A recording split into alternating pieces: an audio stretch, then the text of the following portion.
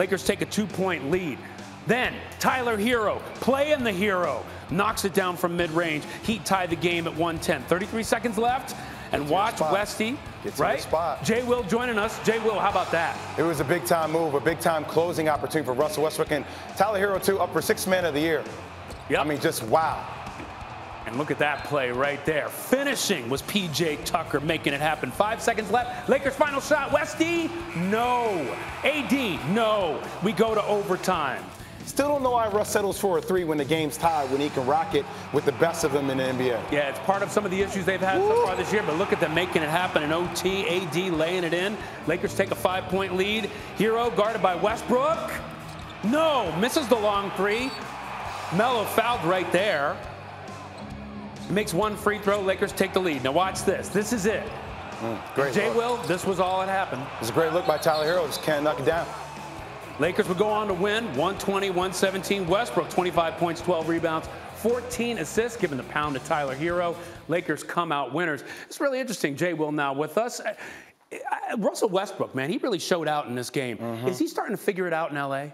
Well, I think when the speed of the game goes up and when he's in attack mode and when LeBron James isn't on the floor, I think that's when Russell can be at the best.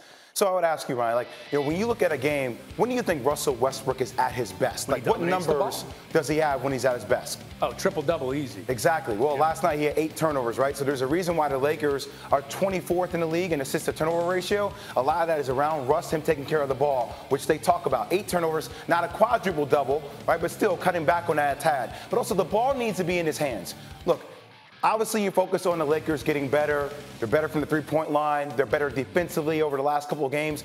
I don't really worry about this team throughout the regular season as long as they show improvement. I worry about them when they get into the playoffs. Because when they get into the playoffs, if Russell Westbrook needs the ball in his hands, I don't want to have LeBron James roaming on the perimeter shooting threes, right? So, look, it's going to come down to defenses, shortening their defenses, and making Russ beat them from the outside when LeBron James has the ball in his hands in the playoffs. So real quick here, what impact is LeBron going to have when he returns? Well, LeBron's going to have the ball in his hands.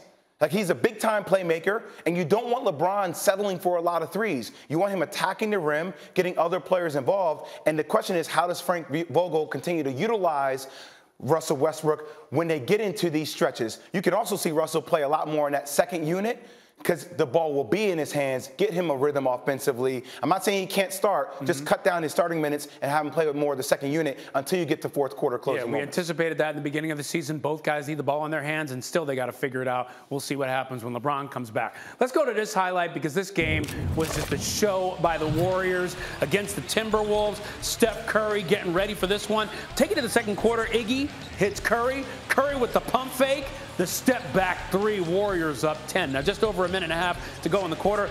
Watch this. Curry.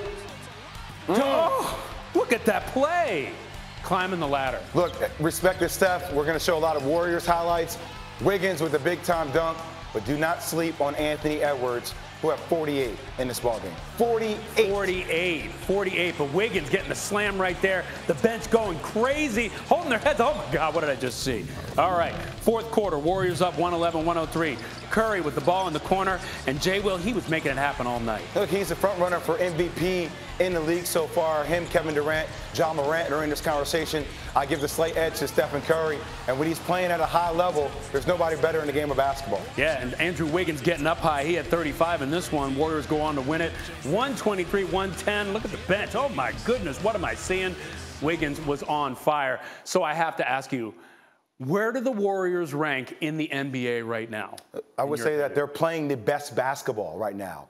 I think I don't say they're the best team in basketball. They have the second easiest schedule thus far in the league. It will get better. I want to see them go on the road and continue to improve. But I think this Warriors team has the highest ceiling. When you think about the way they're playing right now, what could happen if you get James Wiseman back when Klay Thompson comes back? You're talking about his timetable being around right before Christmas. That's a scary part about this Warriors team. The most complete teams in basketball right now, the Miami Heat, even though they lost last night, Jimmy Butler went out in the first half, still a complete team top to bottom, and the Utah Jazz. Okay, so you talked about Klay Thompson, so I have to ask you, we talked about the impact of LeBron coming back. What do you see on the floor as the impact of Klay coming back? I mean, Klay just fits right in.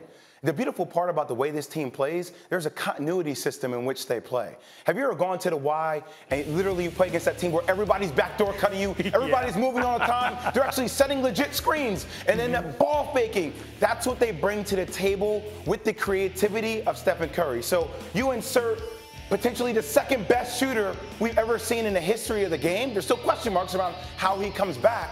But if he can provide more floor spacing with the younger players they have on this team, like I said before, the ceiling is high. Now, the ceiling's high for the Nets as well with Kyrie, also high with the 76ers with Ben Simmons. But I think the Warriors have the highest ceiling for what this team potentially could be. Jay Will, bringing it back to the Y for people who know that game. Taking people down in the Y. How about that? You getting blown out? You getting blown out off screens in the Y? Bully ball, man. Yeah? Bully ball out there. I don't want any part.